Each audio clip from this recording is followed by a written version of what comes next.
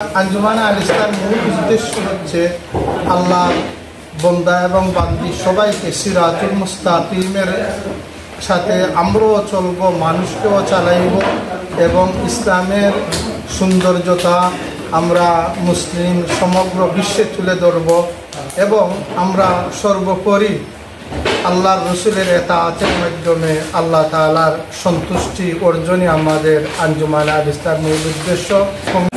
আবারও আমাকে আঞ্জুমানে আল ইসলাম ওয়েলস ডিভিশনের প্রেসিডেন্টের দায়িত্ব ডেলিগেট সহ সবাই আমাকে দিয়েছেন।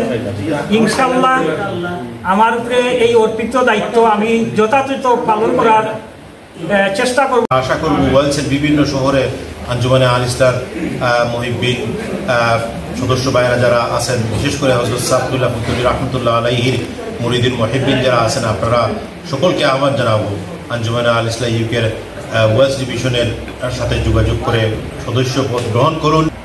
শামসুল উলামা সাহেব কিবলা রহমতুল্লাহ আলাইহি নিজ হাতে প্রতিষ্ঠিত আঞ্জুমানে আল ইসলাম শুধু বাংলাদেশে নয়, বিশ্বময় ইসলামের খেদমতে নিষ্ঠা এবং নিরলসভাবে কাজ করে চলছে। এই সংগঠন ওয়েলস ডিভিশন আজকে ইউকে নেতৃবৃন্দের উপস্থিতিতে এখানে লিডারশিপ কনফারেন্স এবং এজিএম সফলভাবে সম্পন্ন হয়েছে। এবারকার এই এজিএমে আমাদের মাওলানা হাফিজ ফারুক আহমেদকে সভাপতি, জনাব আনসার মিয়াকে সাধারণ সম্পাদক এবং শাহ তসলিম আলীকে ট্রেজারার করে 17 সদস্য বিশিষ্ট কমিটি এবং বিভিন্ন ডিপার্টমেন্টের দায়িত্ব প্রদান করা হয়েছে।